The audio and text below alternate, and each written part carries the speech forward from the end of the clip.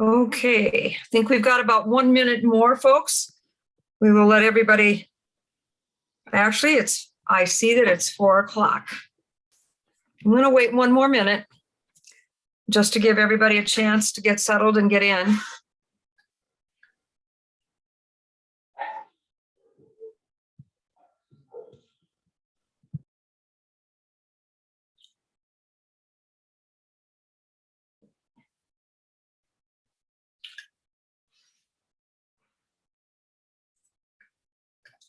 All righty. Well, we're going to go ahead and get started so that we can make the best use of the time for everyone. Welcome, everybody. For those of you who have been on board for the last 3 sessions, we appreciate you being with us today, and all you folks new, please, we welcome you and hope you enjoyed tonight's session. This is a welcome from the Area Agency on Aging and Credit Union. We are so excited to have you join us. This is our 4th presentation entitled Meaning and Purpose in our series of 6 this year. We are celebrating our 8th retirement series, so we're very excited about that. It just seems amazing to me. My name is Pamela, as most of you know, and I represent the Area Agency on Aging.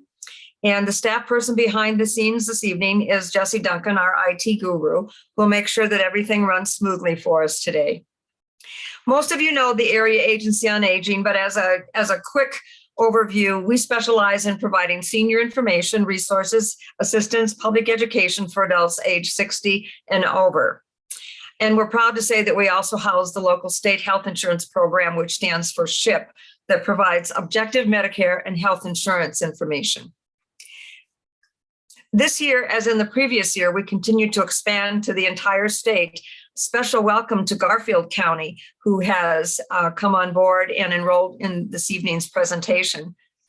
We have again provided you with resources for each one of these webinars, which you will find them online.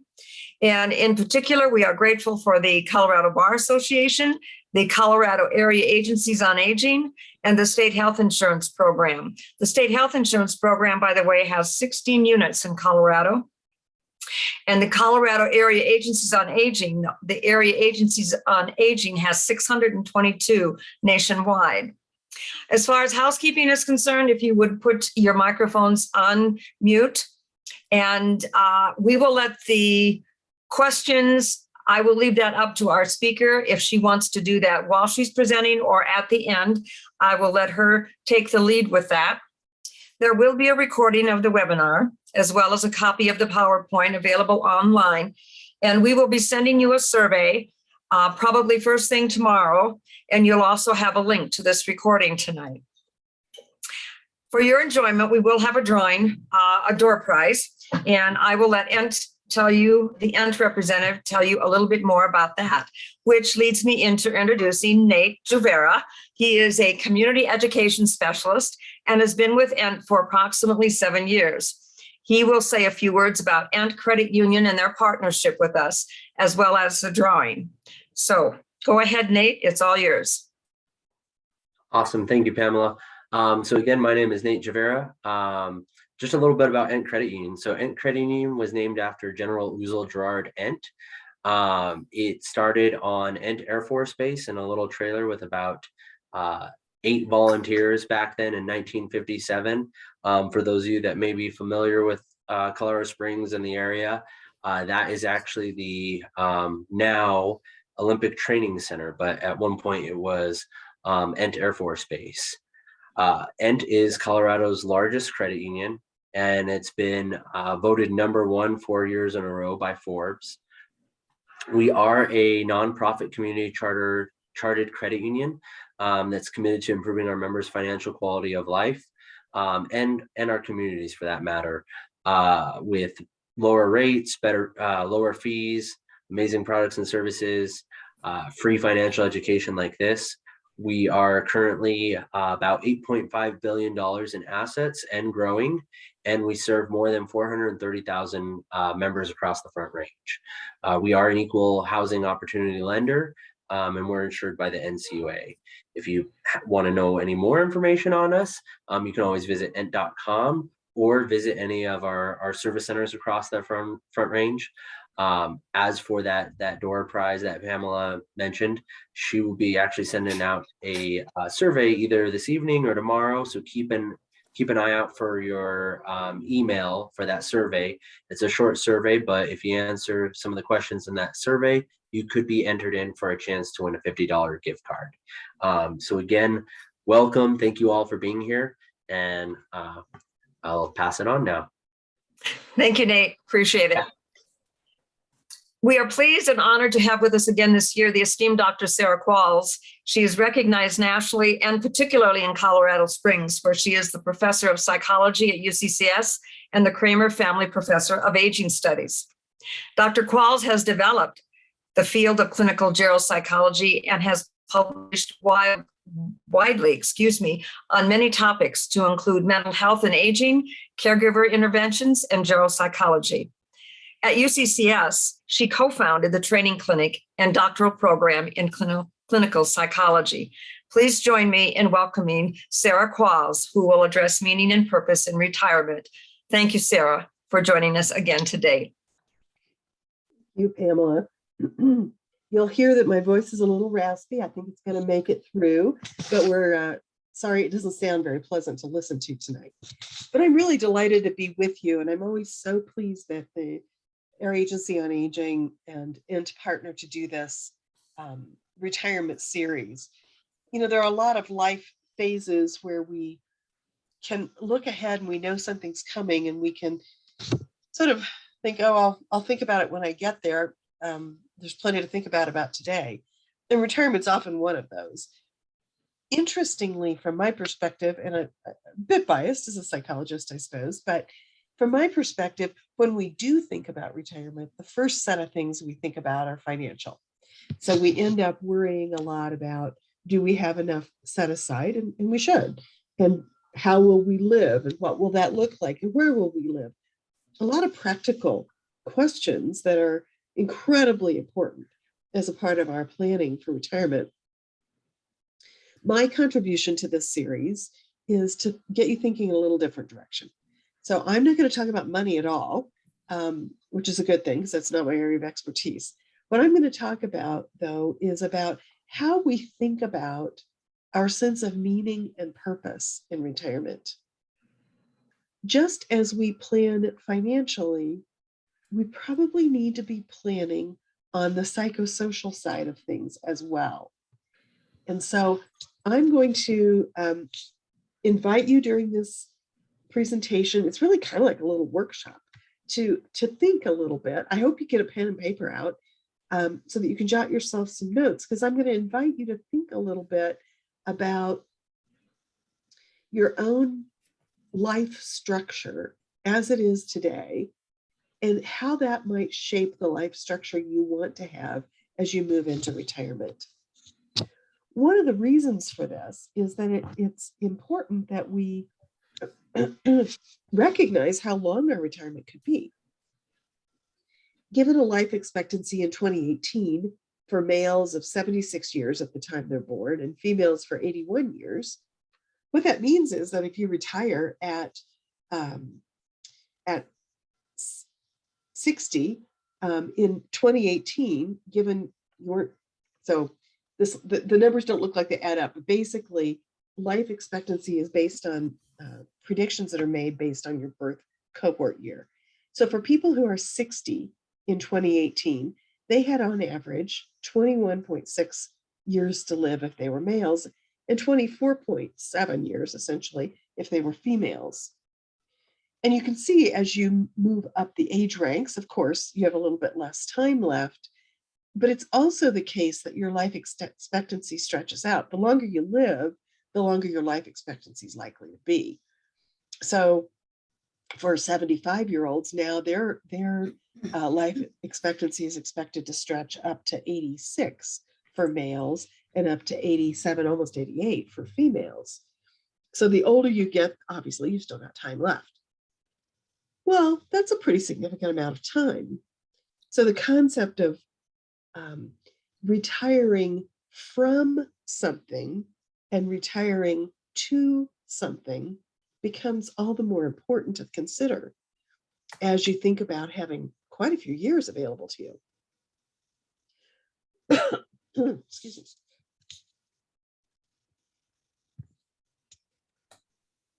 Kitty O'Neill Collins is credited with saying, aging seems to be the only available way to live a longer life. Now, some people don't like the idea of aging. In our culture, we have a pretty negative view of aging, actually. And yet, if we want to live and not die young, then it means we're going to age. And I would advocate that aging is not a bad process. It's not a negative process. Most people have quite high life satisfaction throughout the latest part of life. The question is, what do you want to fill your aging with? So some key questions as you look ahead to retirement that I'm going to invite you to think about are, what are the components of your life today? What makes up your identity today? What relationships do you have and value and need? What gives you meaning and purpose? And how do you maintain your health? Because if we think about where we are today, we're in a position then to begin to think about how we want to move forward and where we want to move forward. So we're going to go through each of these one at a time. So if we ask, what are the components of your life? Again, another wise person, a philanthropist and philosopher actually, said preparation for old age should begin not later than one's teens. A life which is empty of purpose until 65 will not suddenly become fulfilled on retirement. That kind of reinforces the idea that we need to look at, where are we today? So I have a set of images for you to sort of get you thinking about, what do you see here in the relationships domain that might spark for you some thoughts about what's meaningful for you today, at whatever age you are. There's some other images. These come from the arts. What's meaningful to you today? And how might that be informative of what you want to do to create your meaning and purpose in retirement? What about spirituality and values? Could be religious spirituality, but it could be spirituality that's really about your core values and less about a formal religion. Depends on where you're at, who you are. How do you think about that today? How important is that component in your life? What about health and wellness? Where are you at with that today and connecting to your body? What's your relationship to your body? You like it? Is it something that you put up with? If so, you'll probably just put up with it in old age. But maybe there are things you celebrate about it, or ways you appreciate it, ways you nurture it. Similarly, cognitive stimulation and engagement in ideas and travel and things that make your mind work. What's important to you about that today? How are you engaging in that today? And those kinds of areas of interest and work. So we're going to go through these and talk about them a little bit, one at a time. But I wanted to get you started thinking about, we really have quite different dimensions, quite varied dimensions in our lives. That's true across the lifespan. So we can ask that question, what's been important over time? Maybe some things were important in your 20s that were less important at other periods of time, and then maybe they reemerge in importance. So here's a kind of worksheet I like to give out when we're doing this class in person. Excuse me. Actually jotting some notes about, well, what were some of the important events in my 20s and 30s and 40s and 50s? What were the riches that gave my life meaning in each of those phases? If we take a few minutes to pay attention to that and reflect back, we can find some of the themes that weave throughout our life. They're not just present in one moment and stay equally important across our lifespan. I don't know about you, but for me, when I was in my 30s and 40s, I was engaged in a lot of roles. I had children at home. I was involved in some community activities. I was involved in church activities. I had my job and my career I was building. That picture was pretty different by the time I was in my 50s, especially by the time I got to my late 50s. And the children were launching and there were different challenges. I was still a mom, but what brought me riches about my family, about my job, about my relationship in the community shifted in both its salience, its actual visibility and power over time, and even in the content of it. It's very different, of course, to parent small children and to parent adults, for example. So if you were going to list the important domains in your life, I invite you just to take a second and jot yourself some notes about that. What are the most meaningful parts of your life today? And I'm not inviting you to say it or share it, but just to jot it down for a second. I'm going to give you a second to do that.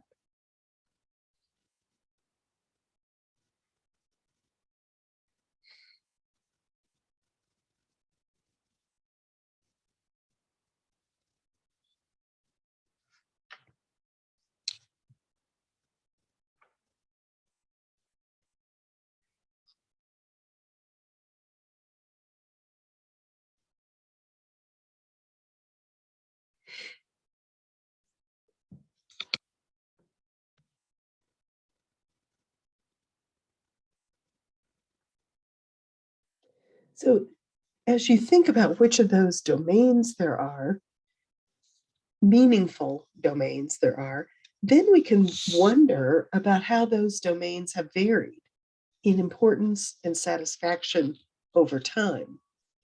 As we look back on the domains of our life, we could make a graph that fills in one domain might have had medium importance in our childhood and really dropped in importance in our young adulthood, but then gained importance and really continued to gain all across our life span. Another domain might have a really different trajectory, where it was of greatest importance in our young adulthood and essentially kind of tanked in our middle adulthood and then took on new importance later. An example of something like that might be, for some people, during the period when they're rearing their children, they have to give up a lot of their individual interests. So there might be an individual interest in art skill or a passion that you had or a sport that you had that you loved in young adulthood. And then the pressures of work and family and everything in middle adulthood kind of took over and it tanked. And then you could choose to reclaim that again at another point in adulthood. So there's flexibility and fluidity across the lifespan in how you value different domains of your life and how you express them and experience them.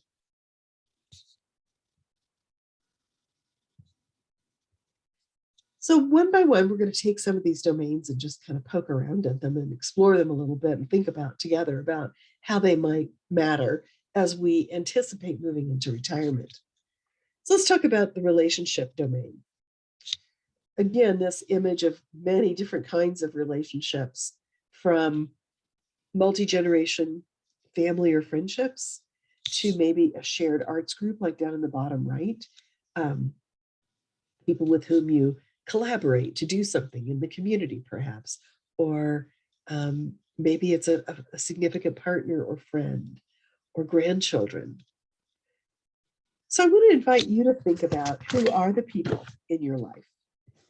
For most of us, we can identify several different categories of people in our lives that are important to us, from our nuclear family, our spouse, siblings, children, parents, kind of that parents and children kind of family, to a more extended family. For some of us, that's really important. For others of us, that's not as salient. Perhaps we moved too far away to have access to them or to see them often.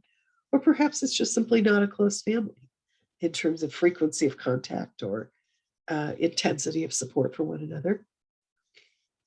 Other people in our lives, close friends, Neighbors could take on important roles in our lives at different times.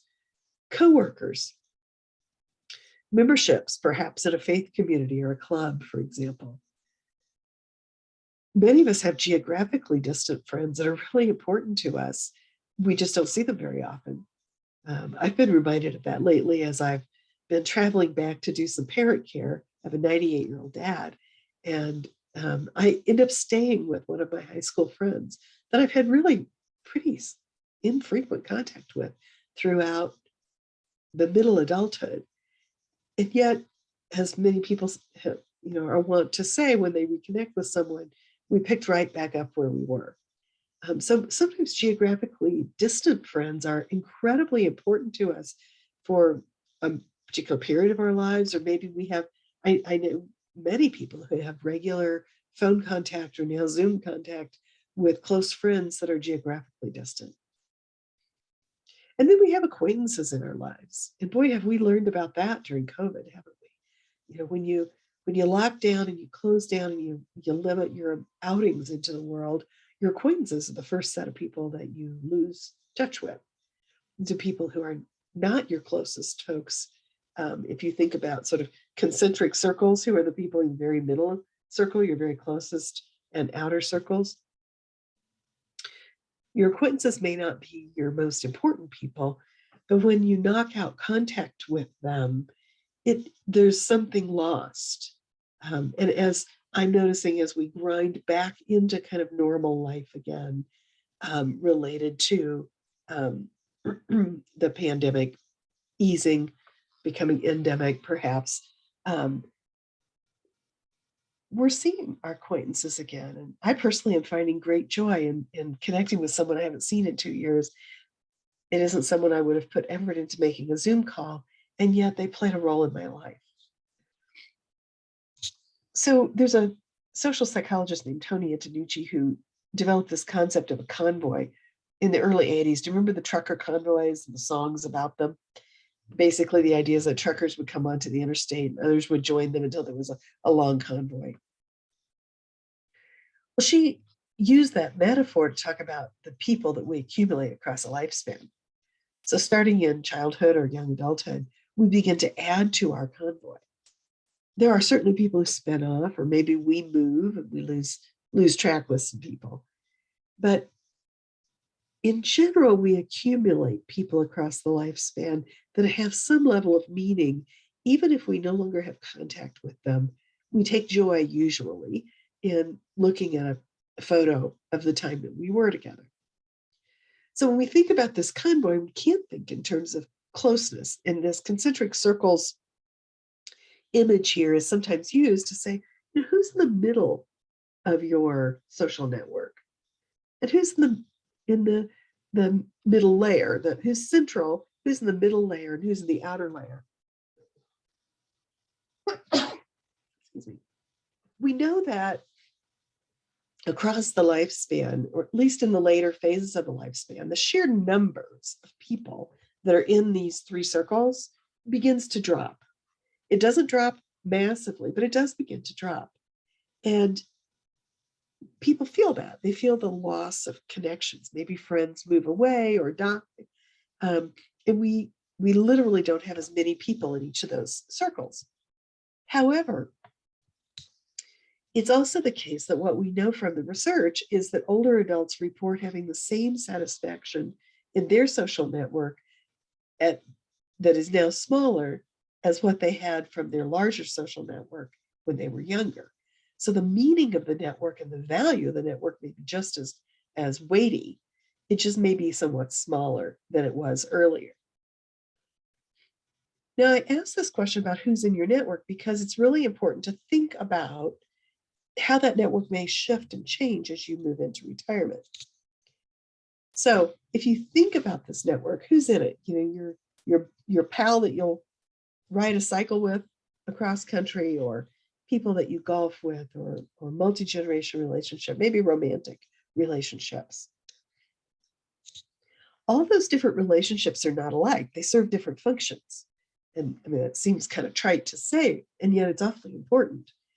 So you may have a spouse you dearly love, and you move cross country with that spouse and you're perfectly content in that relationship, and you may still feel lonely for the community that you have left behind and have not yet built in your new space. Or you may still have a wonderful, deep community of connections, but if your spouse dies or you go through divorce or interruption of that relationship, you may feel very lonely for the spouse. So all relationships aren't alike. That's perfectly clear. We get different functions from different things, different relationships. So as we think about what we need from relationships, we can think about the different functions they serve.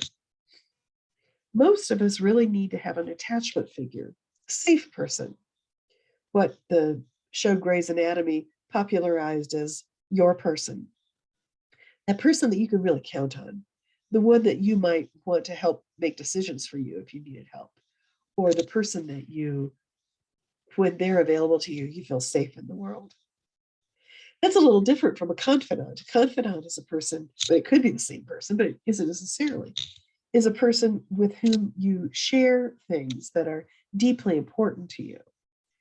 We know, for example, that in the US culture, women tend to be the confidants more than men. Women are confidants for women and women are confidants for men. We need to have somebody we can share our worries and our concerns and our joys. We also need companionship, people we play with, we share experiences. This becomes important to think about as we anticipate retirement. We get some of these relationships through our work setting, and when we retire, we will lose them from that setting, and we're going to need to replace that function. Mentorship is another one of those, people who help us find our way. I certainly look to mentors in life. Like I have some aging mentors that I track. I pay attention to how they manage the challenges of aging and the opportunities of aging. I'm learning from them there in the same way that I've been mentored in my job setting. Service recipients, we need people to give to and we need to receive. And so who's going to receive our care and who's going to give us care? We also need relationships where we have a shared history. I am now finishing my 38th year at UCCS. I have a long history with a lot of people. And I was noticing some of the people retiring this spring. It's like, wow, I have this sense of shared history of events we did or projects we did or trainings we took together. And while we may not know each other deeply, we've had this shared sense of belonging in this big institution. We have a shared history. So there are many kinds of riches that come from these different functions of relationships.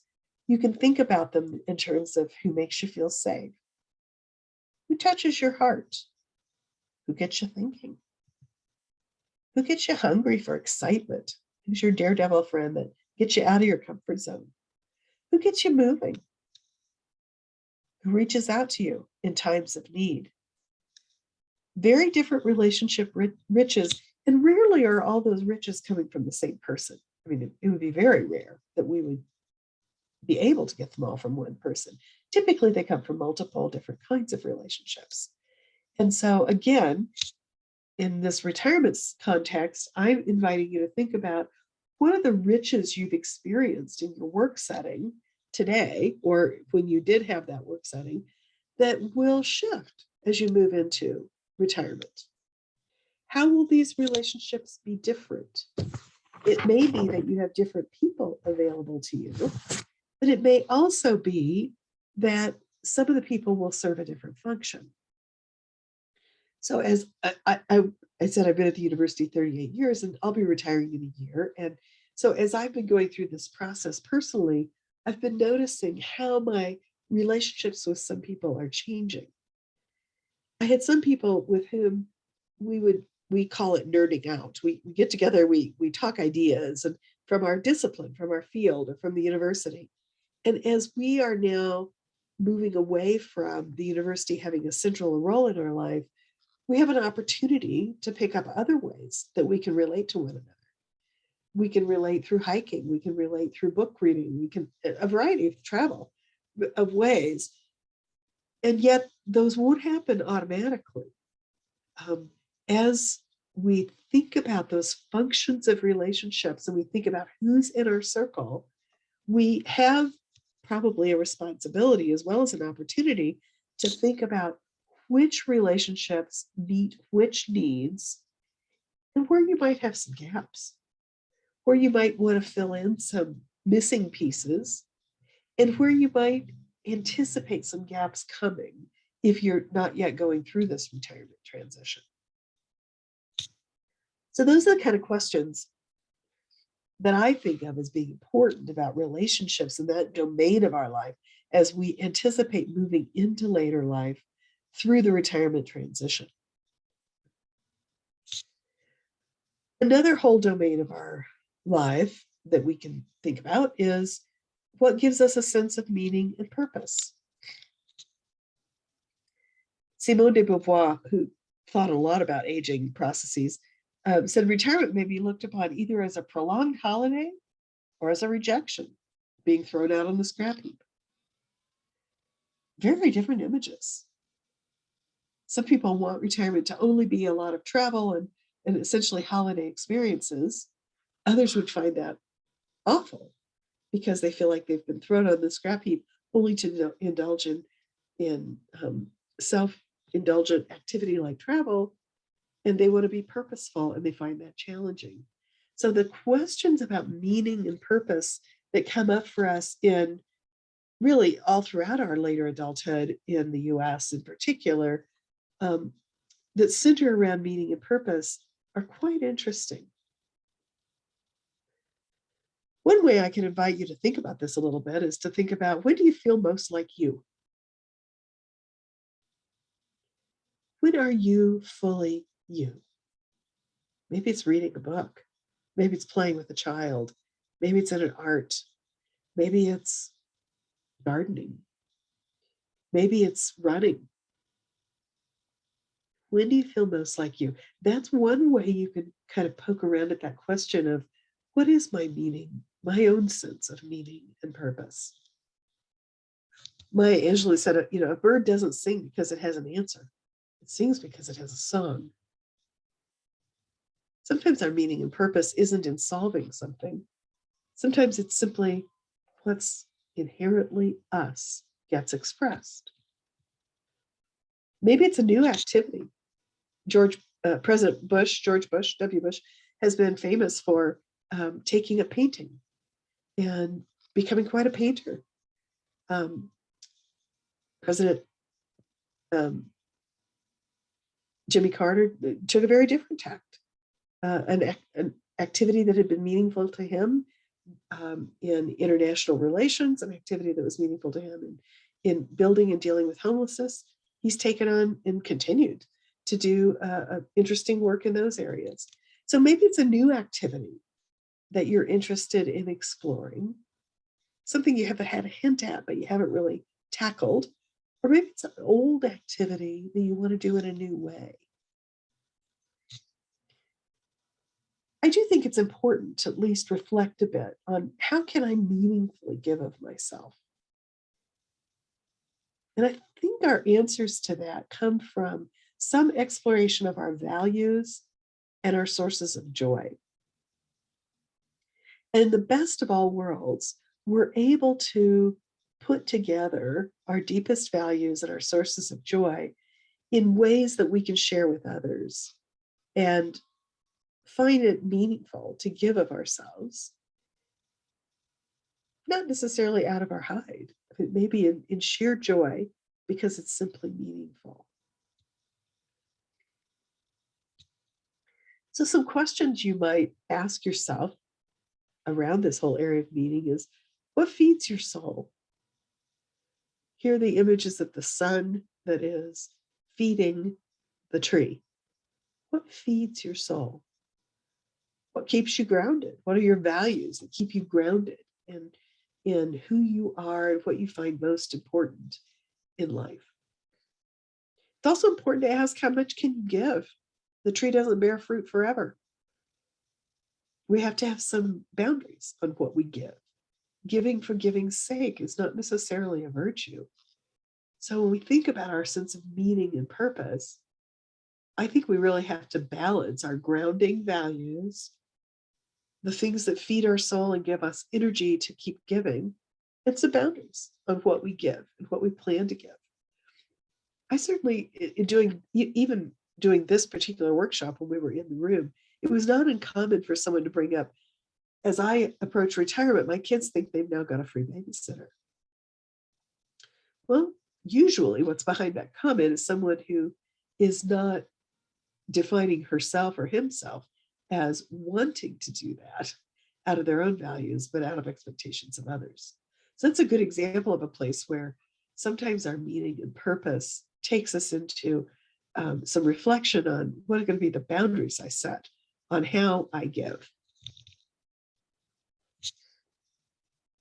Churchill's statement, we make a living by what we get, we make a life by what we give.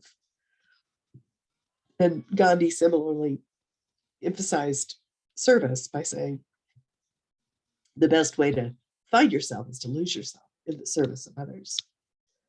There is something inherently meaningful and purposeful in giving. And we have to have some boundaries around that sometimes. So standing still for a moment, taking a moment for reflection, which we must do on any journey, we might ask ourselves these questions. What riches do you have in your life? And is there anything you want to add?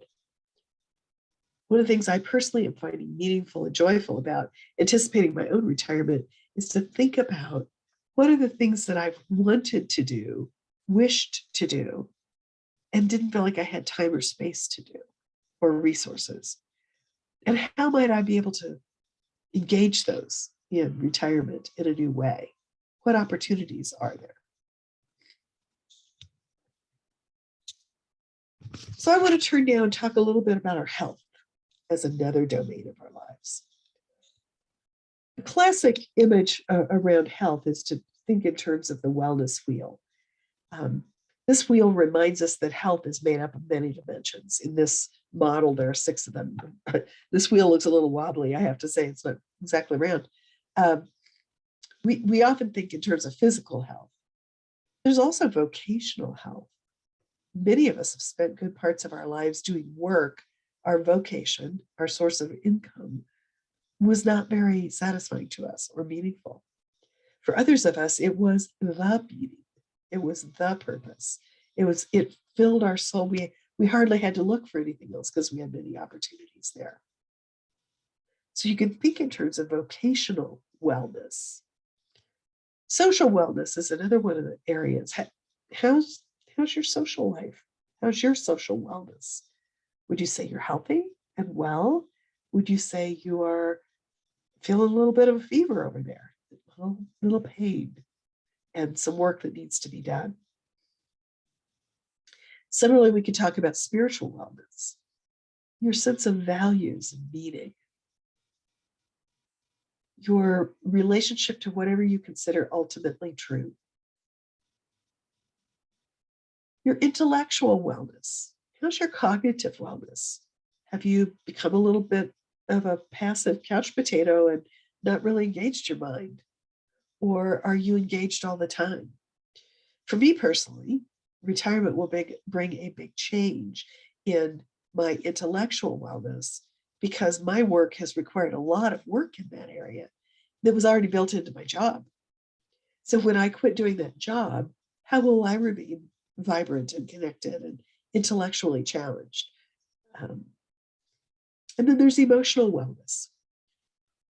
How you handle feelings, whether you can access the full range of feelings, or you have whole parts of yourself that may be restricted or kind of cut off, or whether you have feelings that are so big you have trouble regulating them and getting them down to size, and they can sort of spin out on you. So one way this wellness wheel is used is to, a good wheel, a functional wheel is round. This one isn't so round, I realize sitting here looking at it, but a functional wheel is round. So if your vocational wellness is really limited, but your social wellness is great and your emotional wellness is great, but your intellectual wellness is limited, imagine that you sort of drew a line around this wheel, that you drew a line in each domain as to where you fit in this domain. So your physical wellness is low, your vocational wellness is high, your social wellness is medium. Well, you can see you're going to have a wheel that's out of round. And so one of the ways we use this metaphor of the wheel is to think in terms of balance, thinking about where you want to put some energy in your own development as you anticipate and move into retirement. So our images of retirement are quite varied.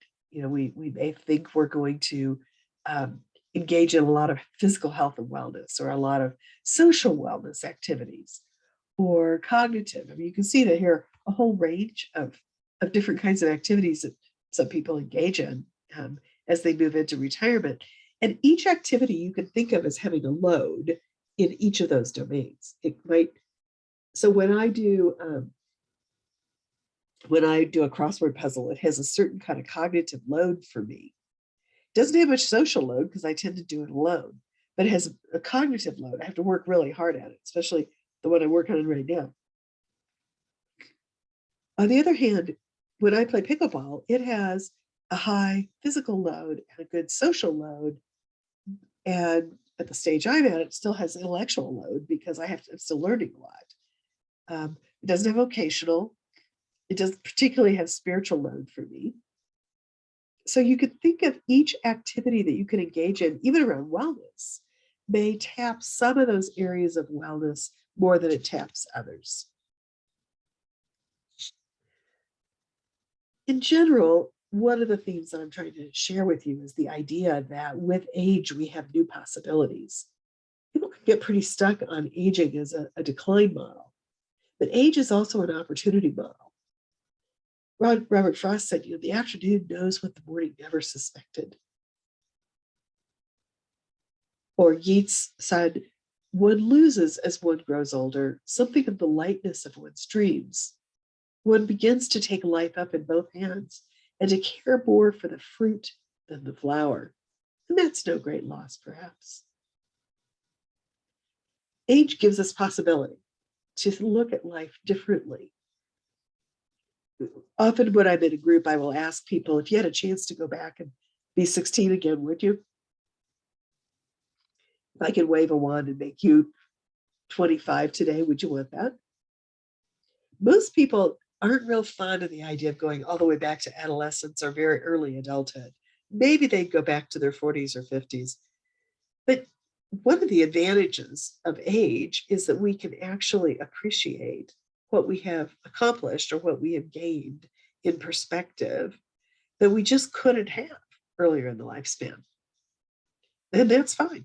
There's nothing wrong with not having that. There's also nothing wrong with celebrating having had the perspective, even if it comes with some of those doors now being closed. We did that. I don't get to parent over again. I did it. That's how I did it. It is what it is. And like most people, I have some regrets. You probably have some regrets and some great memories and things that you celebrate. I'm not sure I want to do that over again. And yet I value that deeply and I cherish those memories. So how do I now parlay those memories and those thoughts and those even regrets into new possibilities for what lies ahead of me? Retirement marks the end of working for someone else and the beginning of living for yourself. There's a lot more choice in retirement and more responsibility. You decide whether you laze in bed until 10 in the morning and absolutely enjoy it and savor it, or if you have things you want to get up and get out of the house to do, or if you want to spend your days in reading and reflection and writing. You get to decide. There's not a right answer or a wrong answer. It is fairly valuable, I think, to think about it in terms of your sense of meaning and purpose.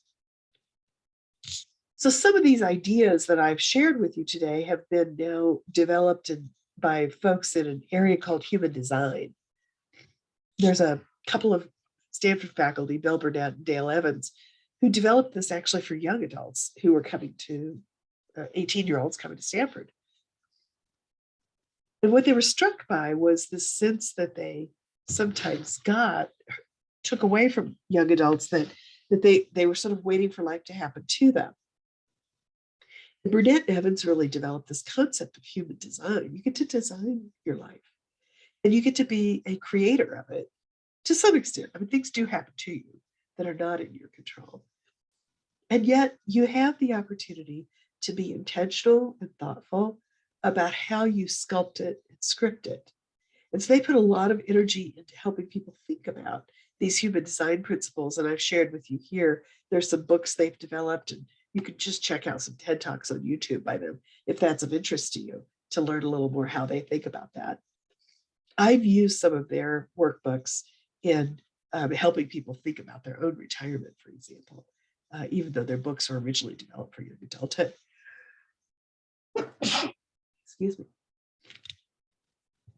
Well, that is what I wanted to share with you today. And so now I'm going to open it up for questions. And there may be, I don't know if there are questions in the chat or not. Let me see if I can. Let's see. We're not sharing screen. I'm looking at the chat and I don't see any questions at this point, but I just wanted to make sure verbally that everybody was aware of the message that Jesse sent out, that if you received a message from Ezekiel Luck with a link, please do not click on it because we suspect that this is spam. So I wanted to make sure that if you hadn't seen that in the chat, that you were aware of that. Kind of odd. So anyway. Well, I open it up to you all now. To what questions? What did this get you thinking about? What are you wondering about? What do you want to talk about a little bit as you? I mean, some of you are young adults. I'm so excited to see young adults at this event. What are you thinking about as you think about retirement? What brought you here? Or others of you who are closer to working on your own retirement process? What interested you?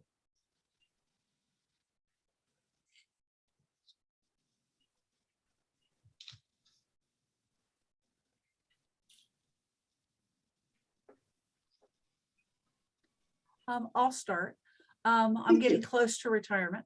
But I think the thing that is harder for me is I'm a workaholic.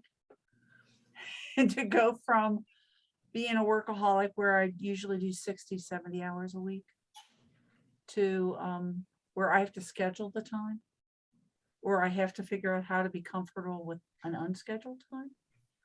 And wrapping my head around that, I think is, that's why I thought this session where it's really talking about purpose and how to get there. That's why this one ranked that I should listen to this one and figure it out.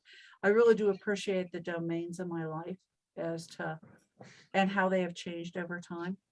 And I can picture that they will change again with retirement. I think, Judy, it is Judy, right? Sometimes people are on someone else's computer. I think that it's very interesting how some of us have used work to fill gaps. And sometimes we just had to do that because that's just what it took to do our job or to get the income we needed.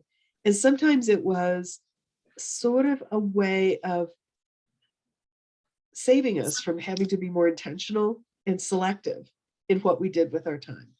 But regardless, your observation is on target that when you retire, suddenly you won't be able to rely on this other thing to organize your life. Now, I will say, I've worked with a number of people over the years who sort of enrolled themselves in volunteer roles to fill their time the same way.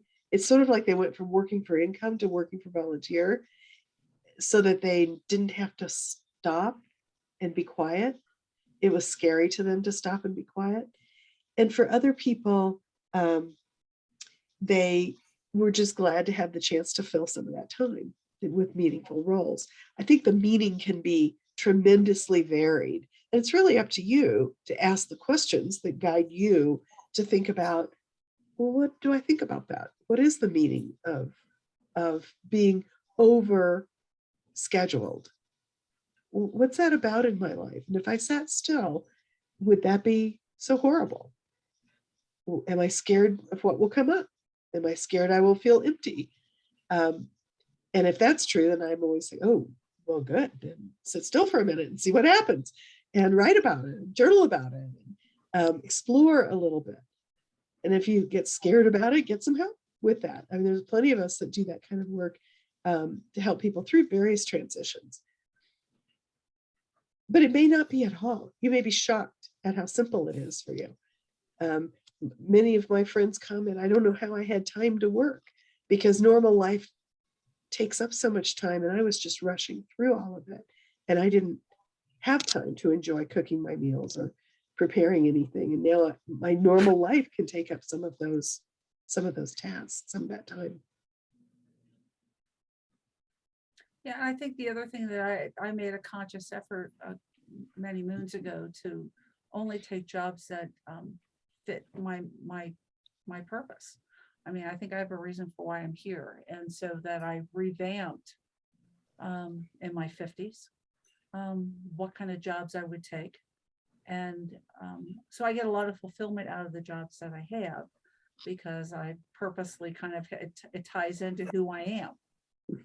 It kind of meets that need. But I think the whole and I use a ton of senior volunteers, so you're absolutely right. Some of them are just filling time. And for others, they were hunting for a way to give back, or needing that purpose, kind of a thing. So I can picture I will probably be doing that myself, but probably not to the extent to fill every hour of my day. Maybe not 60 or 70 a week. That's right. We'll be cutting that one down. And I'm going to do something that's probably very different from what I'm doing now. So something where it's probably more gardening oriented and growing food for people and working on farms. Yeah.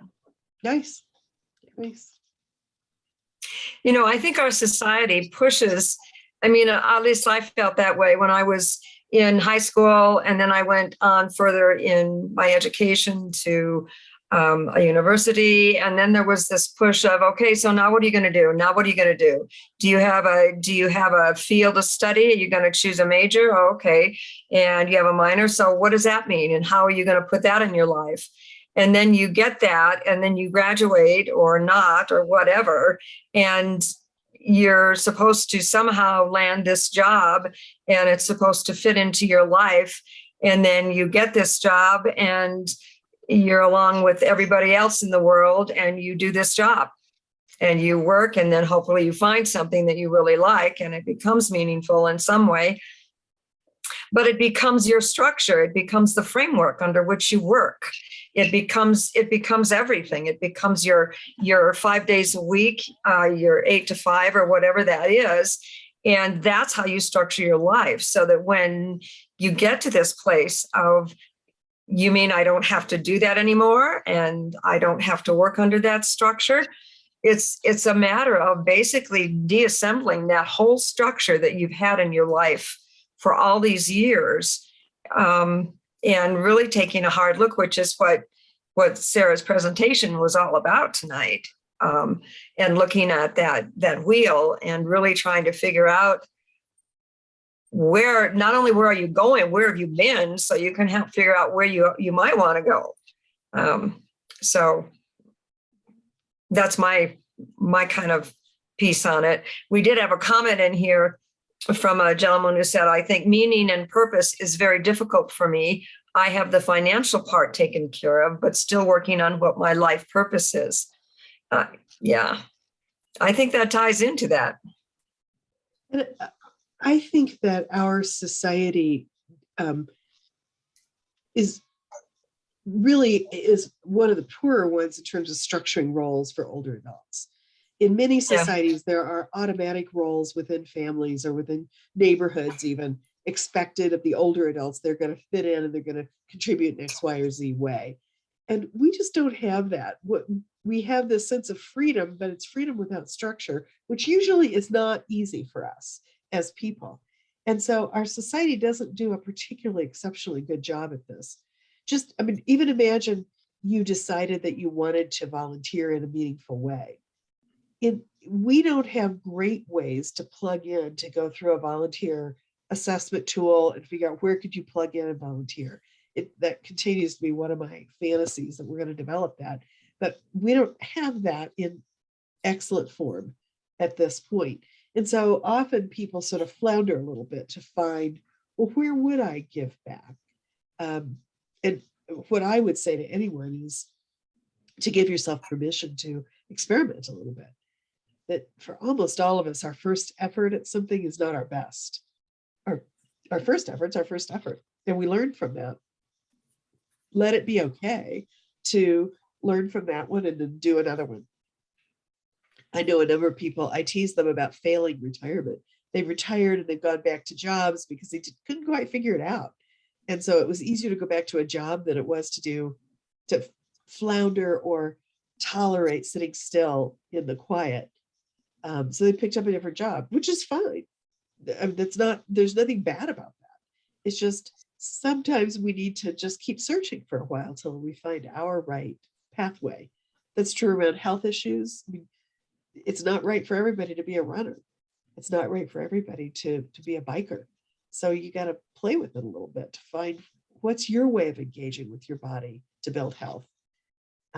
What's your way of engaging with your time? What's your way of engaging with your intellect, your values? It's okay to flounder a little bit. Just like, I tell undergraduates that all the time. Nobody told you how to be a college student. So come do this, come try things. This is a playground. Come try it. And what fits, hold on to it. And what doesn't, let it go. Try something else. I think the same thing's true in retirement, because there's not a really obvious, blatant, clear pathway. I think that's what a lot of young people are doing now when they graduate from high school. Rather than jump into something academic, they're taking a year off. They're taking a year off to do community work or to try different kinds of things. And this patterns itself really well with that, it seems. Give yourself a chance to try something else, like pet that kitty that is in Sarah's lap. Adorable.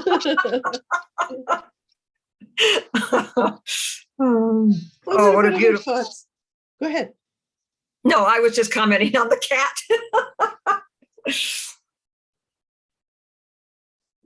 Did you have other thoughts or concerns or wishes, things that would help you explore your retirement better?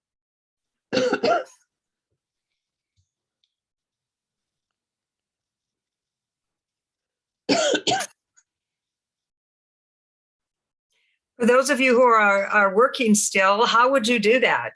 How would you begin to look at that while you're still working to create the kind of time to do that?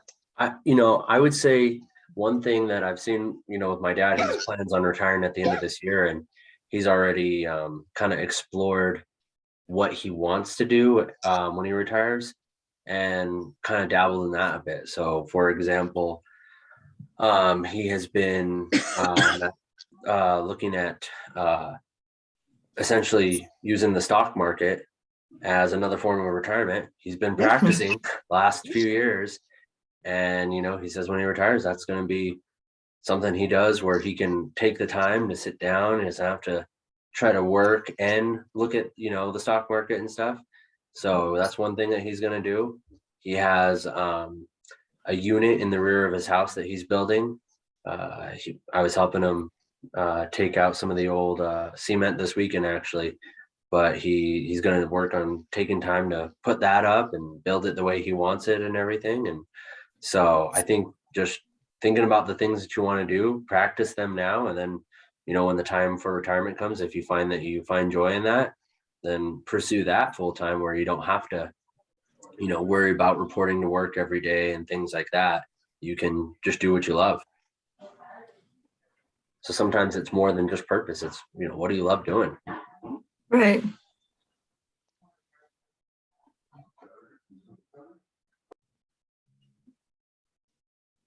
Well, I hope this has been meaningful to you to just pause and think a little bit. Again, going back to the bigger frame, there's a lot to learn as we prepare for retirement around finances. And, we've put a lot of effort into saving money or acquiring money, and now we have to figure out how to distribute the money and make it last, and make it safe, and manage our Social Security if we have it, and manage our health insurance and all the things that are different. We have a lot of choices, and they center around finances, but they have implications for lifestyle. And so I've always appreciated that Pamela and her group have included in this series, this session where we get to just sort of pause and think about, well, wait a minute, who are we? What's it for? Who are we as we move in to this phase of our lives? What do we anticipate? Nate's question, what do we love? What do you find meaningful? Those are all different ways of asking the same question, I think. What's changing about our relationships? What's changing about our daily structure? What's changing about our relationship to our body? What's changing about our health? So my goal is to invite you to be mulling on this and thinking about it a little more. And I hope I got you thinking. And if I did, that's great. And I hope it takes you somewhere interesting. Thank you for attending and for participating today. We do have a comment in here that says, my husband took a month off from work before he decided to retire to see if he would like retirement. He loved it. He loved it, and now he is enjoying it and picks and chooses to find little jobs around the house. It never ends. He has been having too much fun. That's great. So, yeah. And I like the fact that you, at least in your comment, didn't say that you feel intruded on, because sometimes that's actually an adjustment for couples to have, what we can tongue in cheek say, I married you for better or for worse, but not for lunch. Yeah. In much of adulthood, we've worked really hard to be with one another. We didn't have enough time together. And retirement can be the first time suddenly we have too much. And so we have to figure out ways to say, I'd really like you to stay in your room. And when I close the door and put this sign on it, it really does mean don't come in. I want some time alone. So, there's all kinds of adjustments there too, but that's great. I love the idea of doing a little trial run. That's pretty wonderful. I wish we had a little practicum that we could do that with, Sarah, where we could offer that 1 month, and then you can explore these different volunteer opportunities, or just I wish we had something like that we could do with that. We might have to give some thought to that. A little mini sabbatical. Yeah. Exactly. I'm writing that down. Mini sabbatical. I really think that's a great idea. Well, for some of us, we actually had a little bit of that during COVID. When our life changed and we were home more, we had more discretionary time in some ways. Some people did, other people had less. But if you were one that had more, you may have faced some of those questions. I mean, I heard people making comments, I cleaned all the closets. I don't. So now what? And the now what? Well, what are the things that I enjoy? How would I like to spend time with myself? For many of us, we didn't have quite enough time with others, but we did learn a little bit more about time with ourselves that we don't normally. Yeah. So Yeah.